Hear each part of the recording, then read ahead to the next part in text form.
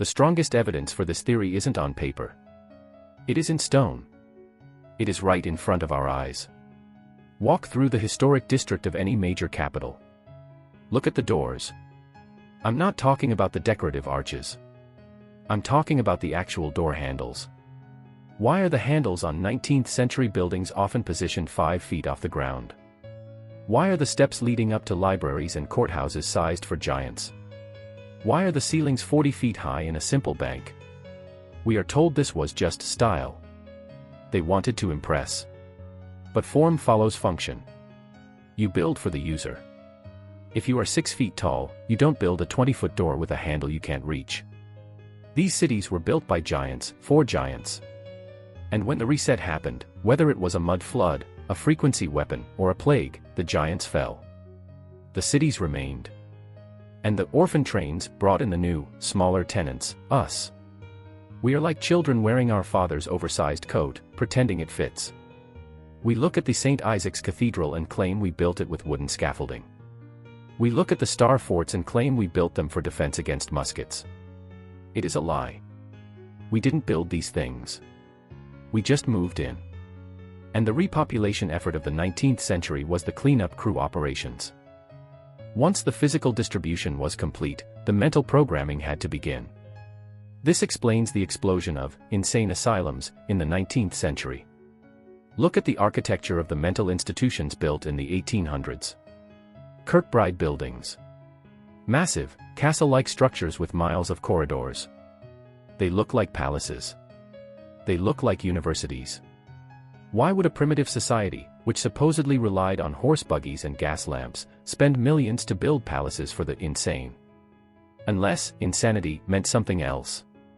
In the post-reset world, anyone who remembered the old world, anyone who remembered the free energy, the advanced tech, or the true history, would be a problem.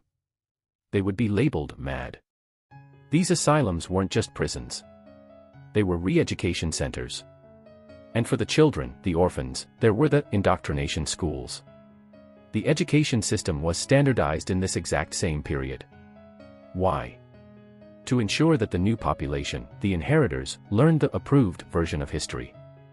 They were taught that the giant buildings around them were built by Romans or Greeks with chisels. They were taught that their ancestors were primitive.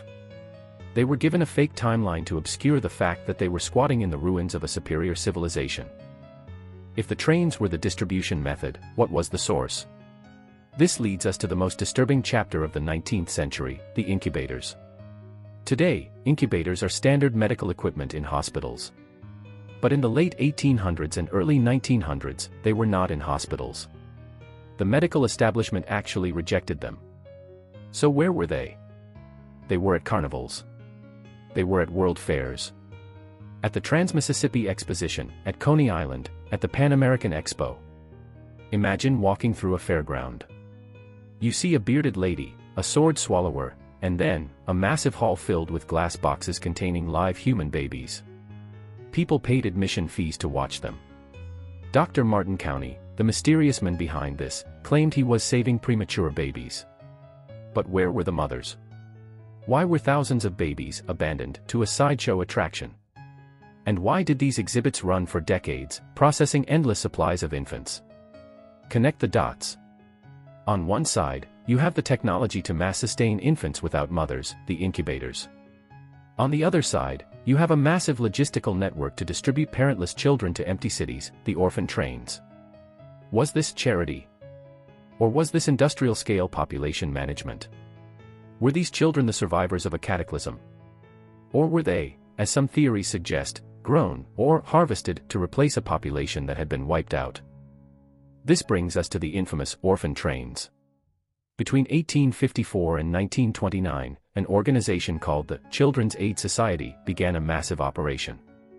They loaded over 250,000 children onto trains in the East and shipped them to the Midwest and the West. The official story is heartwarming. They say these children were being sent to loving families on farms to learn the value of hard work. But read the diaries. Read the newspaper archives from small towns in Nebraska and Kansas. When the trains arrived, it wasn't a family reunion. It was an auction. The children were lined up on platforms, inspected like livestock. Their teeth were checked. Their muscles were squeezed. They weren't looking for sons and daughters. They were looking for labor. They were looking for a workforce to restart the grid. But here is the darker question: where did 250,000 children come from in the first place? If the population was growing naturally, every child would have a biological connection. But these children had no memory of their past. Their names were often changed. Their histories were erased. They were tabula rasa, blank slates. Perfect for a new world order.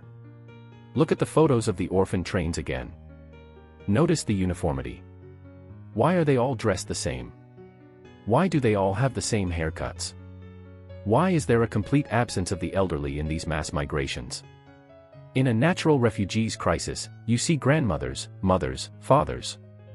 Here, you only see the inheritors. A specific age group, selected to inherit the empty infrastructure of the old world. The official timeline of the 19th century is a lie. We are told it was a time of industrial revolution, of growth, of booming populations. But when you look at the raw data, when you look at the photographs and the census records, something terrifying emerges. A mathematical impossibility. In the mid-1800s, a strange phenomenon occurred simultaneously all over the world. From New York to London, from Moscow to Melbourne. Suddenly, the streets were filled with children. Not just a few orphans from a local war or a localized plague. We are talking about hundreds of thousands of children appearing out of nowhere. Historians call them foundlings. They tell us that parents were simply too poor, so they abandoned their children on the streets. But does that make sense? Does an entire generation of adults simultaneously decide to abandon their offspring? Or is the missing variable the adults themselves? Where were the parents? If you look at the panoramas of San Francisco in 1870, or the earliest photos of St. Petersburg, you see massive, glorious cities. Stone structures that rival the palaces of Rome. Broad avenues. Giant cathedrals. But the streets are empty. Or worse, they are populated by a few ragged people driving primitive horse carts, surrounded by architecture they clearly did not build. And then, the children arrive. The foundling asylums opened their doors. These weren't small orphanages. These were massive, factory-like institutions capable of housing thousands. And they were full. The narrative we are given is that of charity. But the logistics suggest something else. The logistics suggest a restocking event. A repopulation effort to fill the ghost cities left behind after the last Great Reset. To prove that we are merely tenants in these cities, you only have to look down. Walk around the old districts of Paris, Moscow, or Chicago. Look at the bottom of the buildings. What do you see? You see windows. Half-buried windows peeking out from the sidewalk. Historians tell us these are basements designed for light. But think about it. Who builds a window into the dirt? Who designs a ground floor that is 3 feet below the mud? It makes no architectural sense. Unless the ground level used to be lower. This is the mud flood evidence. At some point in the mid-19th century, a cataclysmic event blanketed the earth in meters of soil. The ground floor of these giant buildings became the basement. The doors became windows. And instead of excavating the mud, the new population, us, simply paved over it. We built our roads on top of their second floor. We are literally walking on top of a buried history. There are photos from the excavations of Rome and Seattle showing entire streets located 20 feet below the current level. Complete with shop fronts, doors, and sidewalks. We didn't build these cities from scratch. We dug them out. We patched them up. And we claimed them as our own. The mud flood explains why the orphan trains were necessary. The flood wiped out the giants. The children were brought in to clean up the mess. But the mud didn't destroy everything. The buildings were still standing. The technology was still there. So, how do you reset a civilization that inherits advanced tech it shouldn't have? You burn it. Look at the history of the late 19th century again. It is an era of great fires. The Great Chicago Fire. The Great Boston Fire. The Great Seattle Fire. We are told these were accidents. A cow kicking a lantern. A stray spark in a barn. But look at the aftermath photos. These cities were built of stone and brick and marble. Yet they burned with such intensity that the stone turned to powder. The steel melted. Wood fires do not melt stone. Wood fires do not pulverize granite into dust. These weren't accidents. These were controlled demolitions. They were destroying the evidence. The old world cities contained technology, atmospheric energy collectors, wireless power grids, that the controllers did not want the new population to use. They wanted us on coal. They wanted us on oil. They wanted us on a metered energy system. So they burned the free energy infrastructure of the giants and blamed it on a cow. It was a strategic reset of the hardware, just as the asylums were a reset of the software. One of the most obvious remnants of this lost technology is the star forts. There are thousands of them scattered across the planet. From Europe to America to Asia. Official history says they are forts. Built for defense. They tell us that 17th century soldiers, with shovels and wheelbarrows, built perfectly geometric star-shaped islands in the middle of oceans and swamps. The precision is laser perfect. The geometry is cymatic. If these were for defense, why are there no blind spots? Why are the walls designed to resonate sound rather than deflect cannonballs? A star fort is not a bunker. It is a circuit board. Look at them from above. They look exactly like the components of a motherboard. The water surrounding them acts as a conductor. The shape amplifies frequency. These weren't built to stop armies. They were built to harness the ether. To pull energy from the ionosphere and distribute it to the cities. The cathedrals with their spires, the obelisks, the domes, they were all part of this wireless grid. We look at a cathedral and see a place of worship. The previous civilization looked at it and saw a power plant. But when the inheritors arrived, the orphans, the antennas were removed. The crosses were put up. The machines were silenced. And we were given electricity bills instead of free power. So we have the empty cities. We have the imported children. We have the buried windows. But the final question is the most personal one. Why are we so small? Why do we feel so weak compared to the statues of the past? Look at the art of the Renaissance. Look at the statues of David, of Hercules. They depict humanoids with perfect musculature, perfect symmetry, immense strength. And then look at the photos of the 19th century crowds. The people look tired. They look frail.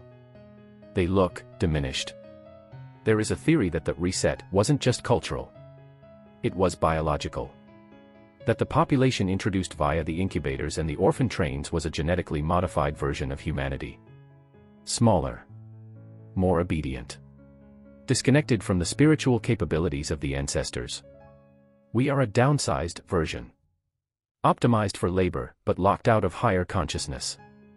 This is why the doors are too big. This is why the steps are too steep. We are living in a terrarium built for a larger species. We feel anxiety, we feel out of place, we feel a constant longing for a home we can't remember.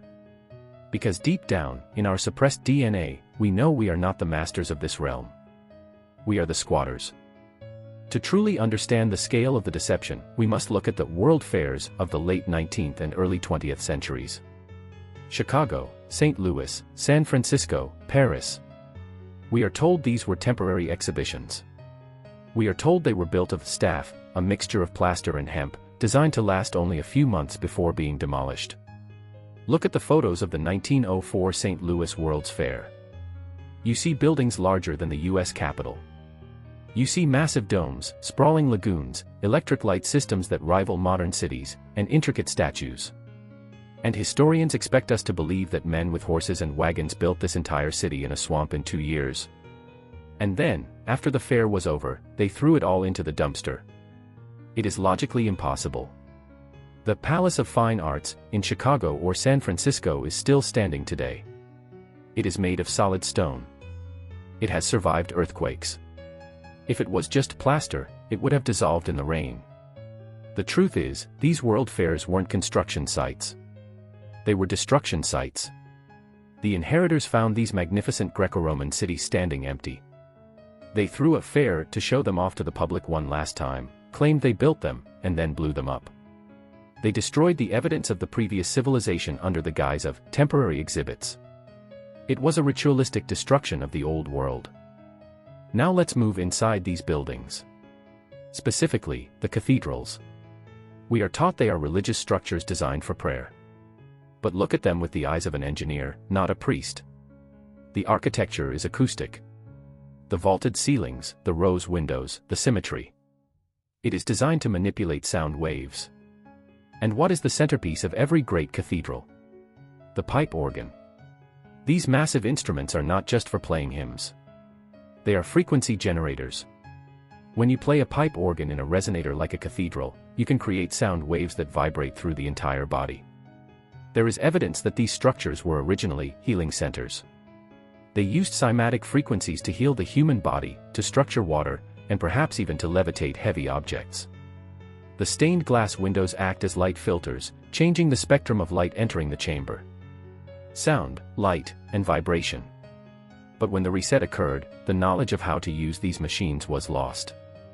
The organs were retuned to 440 Hz, a frequency that suppresses rather than heals.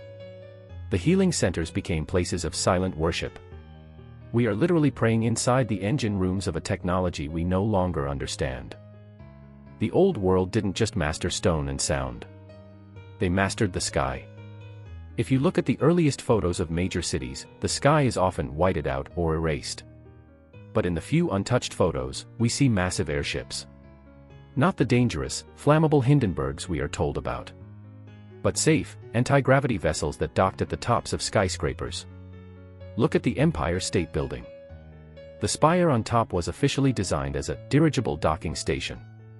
We are told it was never used because it was too windy. Do you really think the architects of the tallest building in the world would build a docking station without testing the wind? Or is it more likely that it was used, for centuries, by a technology that was later banned? The Hindenburg disaster was a psychological operation. It was staged to make the public afraid of air travel. They wanted to ground us. They wanted us burning oil in airplanes and cars, paying for every mile.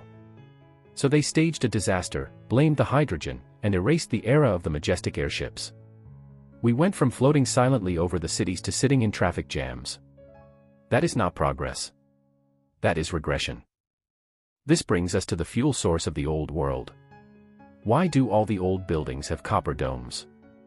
Why do they have metal spires and obelisks? These aren't decorations. They are antennas. The entire Tartarian civilization ran on atmospheric electricity. The ether is filled with charge. If you go up high enough with a conductive rod, you can pull electricity directly from the air. This is basic physics. The Antiquitech, the spires, the mercury-filled bulbs found on top of old buildings, harvested this energy. It was wireless. It was free. And it was clean. The fireplaces in these old mansions weren't for burning wood. Look at them. There are no chimneys in some of the grandest palaces. They used radium blocks or ionization devices to create heat without smoke.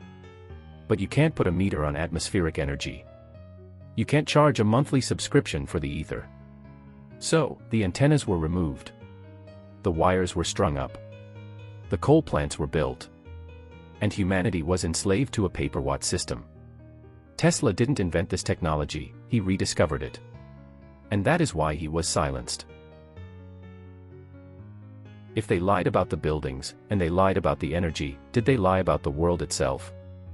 Go to the digital archives and look at maps from before the 1700s. You will see things that shouldn't be there. You will see California depicted as an island, separated from North America. You will see the Sahara Desert lush with rivers and cities. You will see a massive continent at the North Pole, labeled Hyperborea, divided by 4 rivers. Historians say these were cartographic errors. They say the mapmakers were just guessing. But these mapmakers were sailing these waters. Their lives depended on accuracy. Is it possible that the geography of the Earth itself changed during the reset? Did the cataclysm that brought the mud also sink lands and raise others? The maps we use today are a carefully curated version of reality. By hiding the extra lands, by hiding the true shape of the continents, they limit our imagination. They keep us trapped in a scarcity mindset, believing we are overpopulated and running out of space. But the old maps tell a story of a world that was vast, abundant, and interconnected. Finally, we must address the titans themselves. We have talked about the buildings being too big for us. But what about the Earth itself? Look at the shape of the mountains. Look at Devil's Tower in Wyoming. Science tells us it is volcanic magma. But look at the hexagonal columns. Nature does not create perfect hexagons in magma. But biology does. Devil's Tower looks exactly like a severed tree stump. A giant, silicon-based tree that was cut down. And look at the mountain ranges that look like sleeping faces. The Sleeping Lady in Alaska. The giant profiles in Peru. Are these just pareidolia, our brains playing tricks? Or are we literally walking on the fossilized remains of the titans? The myths of every culture speak of giants who turned to stone. The Bible speaks of the Nephilim. The Greeks speak of the titans. Maybe they aren't myths. Maybe they are history. And the mining operations of the 19th and 20th centuries aren't just mining for gold. They are mining the bodies of the ancestors. We are scavenging the corpse of a dead world. To truly grasp the lie, we have to talk about logistics. Ignore the history books and use basic math. Look at the sheer volume of bricks and granite used in 19th century architecture. We are talking about billions of red bricks used across America and Europe in just 30 years. Historians tell us these were transported by horse and cart. Do you know how much a pallet of bricks weighs? Do you know how slow a wagon moves on mud? If you calculate the tonnage required to build a city like Chicago in the timeframe they claim, you would need a line of wagons stretching to the moon. It is a logistical impossibility. Where are the quarries? To build these massive stone banks, you need quarries nearby. But often, the stone matches quarries thousands of miles away. Without trucks or cranes, how did they move 20-ton blocks? Look at the precision. These are laser-cut, polished blocks fitted without mortar. We struggle to replicate this today with CNC machines. Yet we are told men with chisels achieved this perfection. Consider the manpower. The population numbers do not add up. The 1850 census records show small populations. Yet the size of the courthouses and train stations suggests millions. Why build a station like Penn Station, with 100-foot ceilings, for a town of a few thousand? You don't. You build for the population you have. The only explanation is that the population was millions, but they vanished. The settlers who arrived later, the ones with horses, just moved into the empty halls. They didn't build the station, they unlocked the doors. There is another piece of the puzzle that has been deliberately erased: the water. If you look at the oldest maps of cities like Erie, Buffalo, or even central Moscow, you see something strange. You see massive canal systems that no longer exist. Today, we pave over everything with asphalt. But the old world cities were designed like circuit boards, and water was the conductor. The star forts were always surrounded by water. The cathedrals were often built over underground streams. Why? Because water has memory. Water can be structured.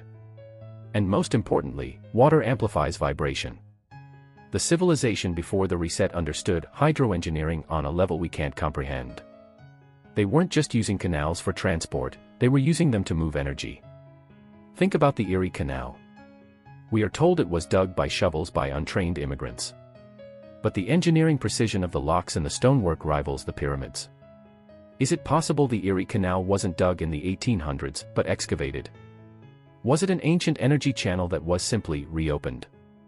And then consider the fountains. Every major Tartarian building has a massive fountain out front. Today, these are just decorations.